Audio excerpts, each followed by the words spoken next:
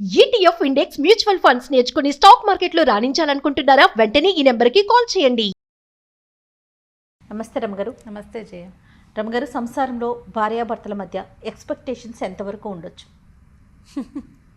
ఎంతైనా ఉండొచ్చు. ఎంతైనా ఉండొచ్చు.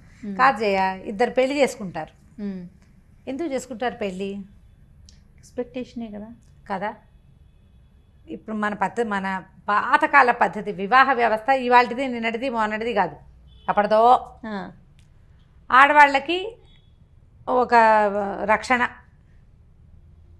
మగవాళ్ళకి ఆడవాళ్ళ రక్షణ భద్రత, మగవాళ్ళకి ఒక ఆసరా. ఇది సాధారణమైనది. వీళ్ళిద్దరూ కలిసి సంసార రథాన్ని ముందుకు తీసుకెళ్తారు, సంతానానికి అంటారు, వాళ్ళ అమ్మా నాన్నని హలో అంటారు, వీళ్ళ అమ్మా నాన్నని చూసుకుంటారు, ఏదో సంసారాన్ని వృద్ధి చేస్తారు, పిల్లల్ని జాగ్రత్తగా చూసుకుంటారు. మామూలుగా జరిగేవి. అయితే ఒకళ్ళ మీద ఒకళ్ళకి ఎక్స్పెక్టేషన్స్ ఖచ్చితంగా ఉంటాయి. ఏ ఎక్స్పెక్టేషను లేకుండా ఏ ఇద్దరూ కలిసి ఉండరు కదా. యాత్రికులు అనుకో, నువ్వు ఆ దారిని వచ్చావు, నేను ఈ దారిని వచ్చావు, ఇద్దరం కలిసి ఓ దారిని నడిచేలాం, ఎవరి దారిని వాళ్ళు పోతాం అనుకుంటాం. ఇష్టమైతే నడుస్తాం, లేకపోతే లేదు, మానపడేస్తాం. పెళ్ళి ఎట్లా? కలిసి నువ్వు ప్రయాణం చేయాలి జీవితాంతం వరకు. మీ ఇద్దరు కలిసి ఉంటే మీ ఇద్దరే ఉండరు కదా. మీకేమో అటో కుటుంబం ఇటో కుటుంబం రెండు ఉంటాయి. మీ ఇద్దరు కలిసి ఓ కుటుంబం, మళ్ళీ మీకు సంతానం. అది సజావుగా జరిగేదే. ఇప్పుడు ఇదంతా గోల్ లేకుండా జరిగిన నాళ్ళు బాగానే ఉంటుంది. ఎవరికి ఎక్కువ ఎక్స్పెక్టేషన్స్ ఉన్నా ఇబ్బంది. అసలు లేకపోతే ఇంకా నువ్వు కలిసి ఉండటంలో అర్థమే లేదు. ఏదో కొంత ఉండాలి, ఎంతో కొంత. అయితే మితిమీరిన ఎక్స్పెక్టేషన్స్ కానీ, అసలు ఒక సాధారణమైన ఎక్స్పెక్టేషన్ కూడా తీర్చని తనం కానీ, ఈ రెండు కష్టం. మితిమీరటం ఇప్పుడు ఒక సామాన్యమైన కుటుంబం.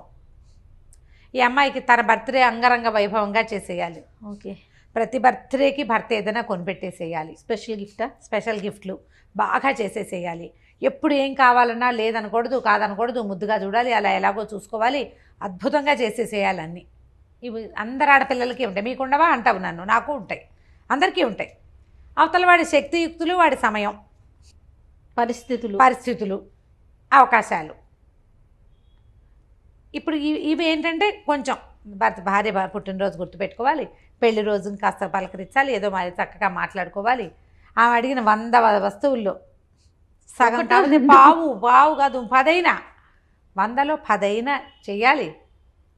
ఒకసారి కాకపోతే ఓసారైనా కాస్త ముద్దుగా ముచ్చటగా మురిపంగా చూసుకోవాలి. ఎందుకంటే ఆమె నీకు తోడు, భగవంతుడిచ్చిన స్నేహితురాలు. భార్యని బాగా చూసుకోవడం చేతకాని వాడు ఎందుకు పనికిరాని వాడు అన్నాడు చాణక్యుడు. భార్యని బాగా చూసుకోవాలి, అది వస్తేనే నీకు ఏదైనా వచ్చినట్టు. ఇదే రాకపోతే ఆయన నేను మీద కూడా చెప్పాడు నీతి. దాన్ని కూడా వదిలిపెట్టలే. అదే కదా. కానీ మళ్ళీ భార్యలకు బోల్డ్ చెప్పాడు, భార్యలు అలా ఉండకూడదు ఇలా ఉండకూడదు అని ఆయన చాలా చెప్పాడు చాణక్యుడు. ఇంత మాత్రం చేయాలి. కానీ కనీసం భార్యల మామూలు వ్యవహారాలని కూడా పట్టించుకోకుండా, నాకు చెప్పకుండా ఊపిరి కూడా పీల్చుకోకూడదు అనేవాళ్ళు. నాకు చెప్పకుండా ఎందుకు చేసావు అని పోట్లాడేవాళ్ళు. మామూలుగా అసలు ఒక వైఫ్ సహజంగా కోరుకుంటుంది కొంత భర్త తనతో ప్రీతిగా ఉండాలి, ప్రేమగా ఉండాలి, తనంతట తన దగ్గరికి తీసుకోవాలి, తనంతట తను ఏదైనా అయ్యో తిన్నావా, అది పడుకున్నావా, లేచావా, ఏమిటి మొహం అలా ఉంది, ఒంట్లో బాగోలేదా, మినిమం అవి కూడా చేయని వాళ్ళు చాలామందే ఉన్నారు ఇప్పటికి కూడా. చక్కగా భార్యలతో ఫాయిదాగా ఉండి అన్ని పనులు చేస్తూ కావాలంటే ఇంట్లో పని కూడా చేసేస్తూ పిల్లల్ని ఆడిస్తూ అమ్మాయి ఉద్యోగంలో కూడా హెల్ప్ఫుల్గా ఉండేవాళ్ళు ఉన్నట్టే, ఏమీ పట్టించుకోకుండా పాతకాలము రైతు కుటుంబాల్లో మగవాడు వెళ్ళిపోయి ఆడవాళ్ళు పనిచేస్తుంటే పట్టించుకొని ధోరణి ఉండేది చూడు. ఒక పాత ధోరణి, వెనకబడిన ధోరణి. ఆడాళ్ళని పెంచకూడదు, ఆడాళ్ళకి ఏం చూడకూడదు, దానికి ఎక్స్పెక్టేషన్ ఏమిటి, గాడిది గుడ్డు లాంటి భావాలు ఉన్నవాళ్ళు కూడా ఇప్పటికీ ఉన్నారు. మార్చుకోవాలి, వాళ్ళు మారాలి. వీళ్ళు ఓవర్ ఎక్స్పెక్టేషన్స్, గ్రేట్ ఎక్స్పెక్టేషన్స్ ఆడవాళ్ళు తగ్గించుకోవాల్సి వస్తుంది. మగవాళ్ళకు కూడా కొన్ని ఎక్స్పెక్టేషన్స్ ఉంటాయి కదా పాపం. వాళ్ళకు కూడా ఇప్పుడు అమ్మాయి ఇంట్లో ఉంటుంది అనుకో, ఇంట్లో ఉండే అమ్మాయి అయితే తను వచ్చే వేళకి ఏదో కాస్త కాఫీయో టీయో పోయాలి, టైంకి వేళకి అన్నం పెట్టాలి, వాళ్ళ అమ్మా నాన్నని బాగా చూసుకోవాలి, తనతో బాగా ఉండాలి. ఈయన ప్రేమగా ఉంటాడు, ఆవిడ ఎందుకు ఏమిటి పిచ్చివేషాలు అంటుంది. ఈయన కొంచెం బాగా రొమాంటిక్గా ఉండే ధోరణి, ఆవిడంత రొమాంటిక్ కాదు. ఇవన్నీ కోరుకుంటారు సహజంగా. భలే చెప్తారు రమ్మగారు. అవునా కాదా జయ చెప్పు. నేను ఈజీగా చెప్పేస్తున్నాను. ఓకే, ఉంటారు ఇవన్నీ, ఉంటారండి ఉంటారు ఖచ్చితంగా. ఇప్పుడు లేదా ఇతనికి నీట్గా క్లీన్గా టైడీగా అలా ఎలాగో తను వచ్చేసరికి చక్కగా సినిమాటిక్గా అలంకారం చేసుకుని ఇల్లు నీట్గా దుడిచేసేసి ఏమిటో ఎట్లాగో చేసేసి చేయాలని తను, లేదా తన మాటే వినాలి, అన్నిటికీ తన మాటే వినాలి.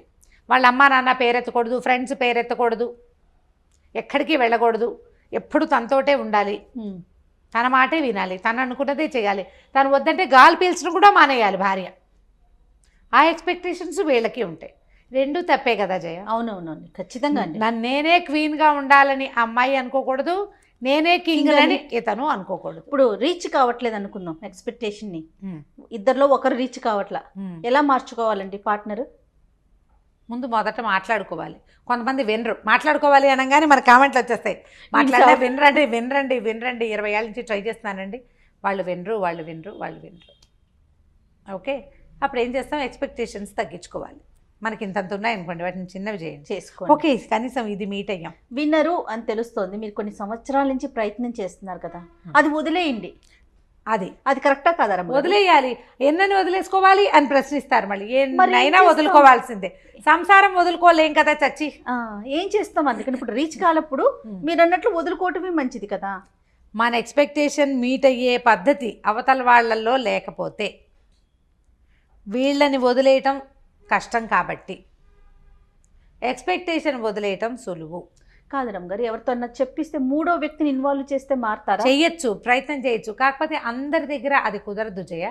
మూడో వ్యక్తిని ఇన్వాల్వ్ చేయొచ్చు. ఆ అమ్మాయికి ఒక మినిమం ఎక్స్పెక్టేషన్స్ ఉన్నాయి, వాటినైనా నువ్వు మీట్ అవ్వాలి అని అతని అక్కలో చెల్లెళ్ళో అమ్మలో ఫ్రెండ్సో చెప్పచ్చు. కానీ వాళ్ళు వినద్దు, వాళ్ళు మాత్రం అబ్బాయి అంతే నువ్వు అలా ఇవ్వే సర్దుకో అనేవాళ్ళు లేరు, ఉంటారు. వాడు అలాగే ఉంటాడు, నువ్వు సర్దుకో, వాడు అలాగే ఉంటాడు, నువ్వు అడ్జస్ట్ అవ్వు, వాడు ఎలా ఉన్నా నువ్వు అడ్జస్ట్ అవ్వు. వాడు నవ్వినప్పుడే నవ్వు, వాడు ఏడ్చినప్పుడే ఏడు, వాడు వద్దంటే మానేయి, అంతే. అలాంటి వారు కూడా ఉంటారు. ఇప్పుడు నేను కూడా అలాగే చెప్పాను చెయ్యమన్న ఒక అమ్మాయికి, అసలు అతను వెండు, ఏం చేస్తావు, ఎవరితోటి తెప్పించలేవు, వాళ్ళ అమ్మా నాన్న మాట కూడా అతను వెండు. మరి ఎట్లా రమ్మగారు, అసలు ముందుకు ఎలా వెళ్ళగలుగుతాం? ఇప్పుడు ఒక ప్రేమ ఉండదు, అలాంటి వాళ్ళతో ఒక సంతోషం ఉండదు, ఇంకా మనిషి ఈదాల్సిందేనా? ఈదాల్సిందే జయ. జీవితాలు ఇంకొక రకంగా ఉండవు. ఈదకుండా ఈత మానేసి ఫారిన్ కంట్రీస్లో లాగా లేదా ఎవరిలాగానో నేను వీడితో ఈదను అని ఇంకోటి తీసుకునే అవకాశం, ఈ చొక్కా నచ్చలేదని ఇంకో చొక్కా వేసుకునే అవకాశం ఉంటుందా జీవితానికి జయ? అది అడ్వైజబుల్లేనా? కాదు. ఎన్ని చొక్కాలు మారుస్తాం మనము? పైగా ఎప్పుడు ఒక మనిషి ఎక్స్పెక్టేషన్ని ఇంకో మనిషి మీట్ అవ్వటం అనేది తక్కువగానే ఉంటుంది, తక్కువే. నాకు కావలసినట్టుగానే చేసేవాళ్ళు చాలా తక్కువ ఉంటారు, దొరకరు, చాలా అంటే చాలా తక్కువ. అసలు ఇలసాటి లేని జంట అని మనం భావించే వాళ్ళల్లో కూడా ఎంతో కొంత అన్బన్ ఉండే ఉంటుంది. ఎందుకంటే ఇప్పుడు భార్యాభర్తలు అనగానే వాళ్ళు ఒక చోట పెరుగుతారు, వాళ్ళ రకం వేరు, మనం ఒక చోట పెరుగుతాం, మన రకం వేరు. ఈ రెండు రకాలు కలిసేటప్పుడు అది ఇట్లా లక్క బంగారం లాగా అతుక్కుపోవాలి. లక్క వేరు బంగారం వేరు, ఎవరి గుణం వాళ్ళకే ఉంటుంది. మీరు కలిసి ఉండాలన్న ఒక్క గుణం ఉంటే ఇక ఎక్స్పెక్టేషన్స్ ఉన్నా నడుస్తూనే ఉంటాయి, ఆ నస నడుస్తూనే ఉంటుంది, జీవితం నడుస్తూనే ఉంటుంది, ఇది ముందుకు వెళ్ళిపోతూ ఉంటుంది. ఇప్పుడు లక్క బంగారం ఒకటి కాదు కదా, కాదుగా, దానికి అసలు విలువే లేదు. లక్కకి బంగారానికి విలువ ఉంది, కానీ పల్చటి రేకైతే వంగిపోతుంది. లక్క ఉంటే వంగిపోకుండా అది గట్టిగా ఉంటుంది.